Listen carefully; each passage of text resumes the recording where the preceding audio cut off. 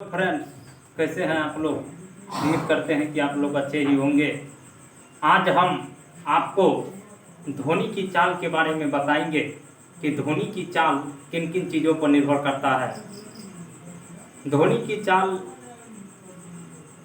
ठोस अवस्था में, द्रव अवस्था और गैस अवस्था तीनों अवस्था में अलग अलग होता है। यानी कि धोनी की चाल भिन्न भिन्न माध्यम में भिन्न भिन्न होती है।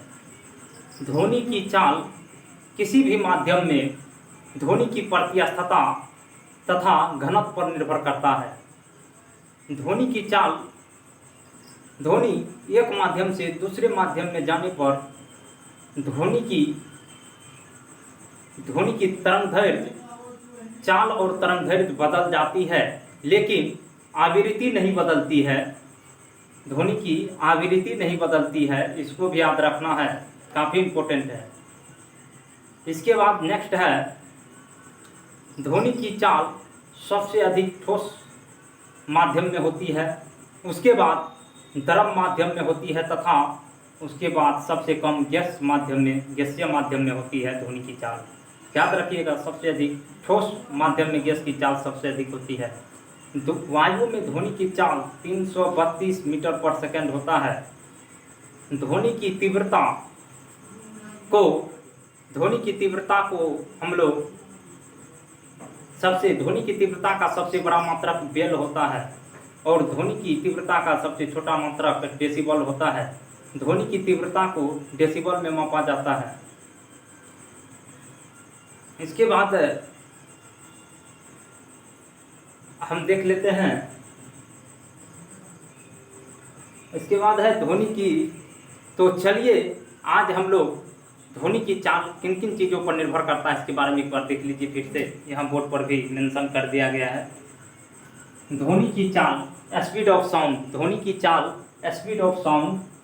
ध्वनि की चाल, स्पीड ऑफ साउंड क्या है? ध्वनि की चाल मुख्यतः माध्यम की प्रतिस्थता क्या है, इसके बाद हम नेक्स्ट वीडियो में भी इस पर वीडियो डाल दिया जाएगा।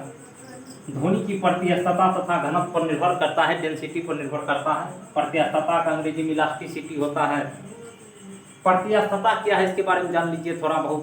प्रतिस्थता आप देखते होंगे, रबर प्राय स्प्रिंग को देखते होंगे, उसको खींचने के बाद उसका आकार बदल जाता है और उसको छोड़ने के बाद पुनः अपने पूर्व अवस्था में आ जाता है। इसी को प्रतिस्थता, इलास्टिसिटी कहा जाता है।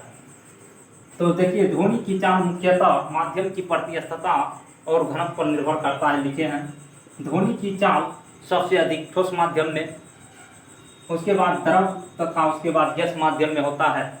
इसको भी याद रखिएगा, ध्वनि की चाल किस माध्यम में, ध्वनि की चाल मुख्यतः किस चीज़ पर निर्भर करता है, काफ़ी इंपॉर्टेंट है, कई बार एग्जाम में आया हुआ है ध्वनि की।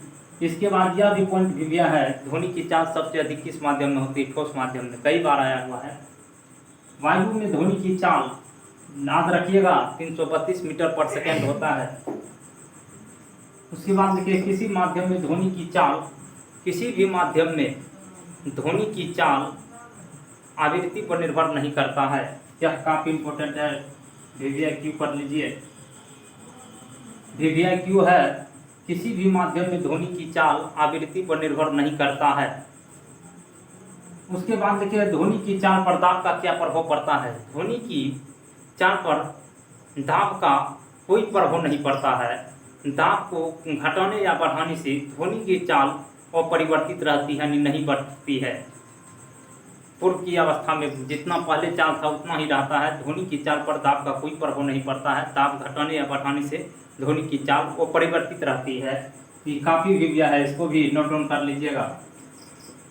इसके बाद है, वही लिखे हैं, ध्वनि दाब घटाने या बढ़ाने से चाल अपरिवर्तित रहता है। उसके बाद ध्वनि की चाल पर ताप का प्रभाव। ध्वनि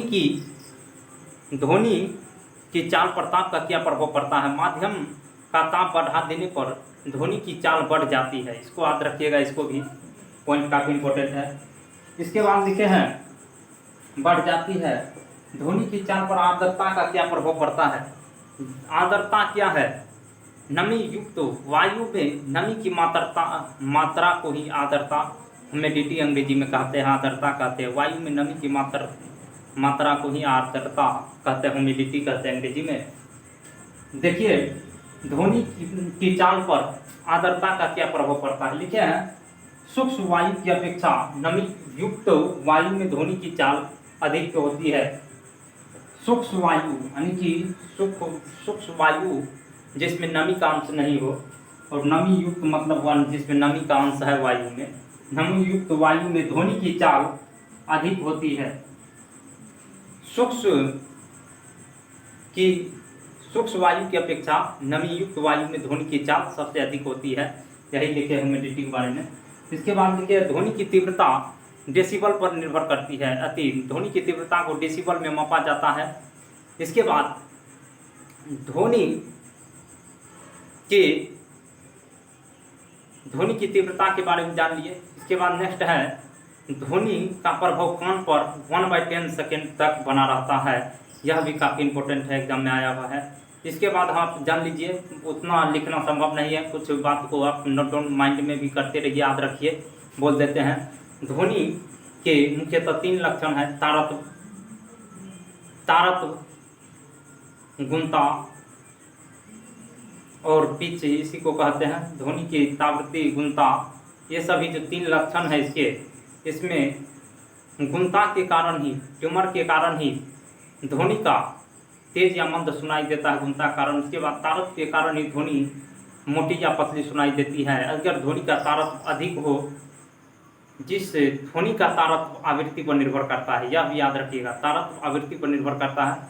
अगर जिस ध्वनि की आवृत्ति अधिक होगा उसका तारत्व भी अधिक होगा, और आवाज़ जो होगा उसका सुरीली यानी पतली होगी। जिस ध्वनि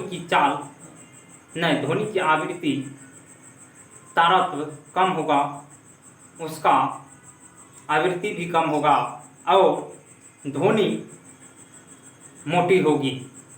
इसके बारे में सबको भी याद रखिएगा। ध्वनि के लिए ध्वनि के स्रोत एवं परावर्तक सतह के बीच प्रतिध्वनि को सुनने के लिए 17 मीटर या 16.6 मीटर की दूरी होनी चाहिए। प्रतिध्वनि क्या है? परावर्तित ध्वनि को प्रतिध्वनि कहते हैं। तो इसी आशा और विश्वास के साथ आप हमारे साथ बने रहिए हमारी नेक्स्ट वीडियो को देखने के लिए। वीडियो अच्छा लगे तो लाइक, सब्सक्राइब एंड कमेंट करना न भूलें। इसी आशा और विश्वास के साथ मिलते हैं नेक्स्ट क्लास में। ऊष्मा के संचरण की विधि क्या है, संवहन, ठोस में संचरण, चालन संवहन विकिरण के बारे में बताएंगे। ऊष्मा के संचरण की विधि जो है उसके बारे में नेक्स्ट वीडियो में हम चर्चा करेंगे। और उसके बाद किरचॉफ के नियम के बारे में भी कुछ इम्पोर्टेंट चीज़ है, उसको भी देख लेंगे। बने रहिए हमारे साथ। वीडियो अच्छा लगे तो सब्सक्राइब अवश्य कर लें।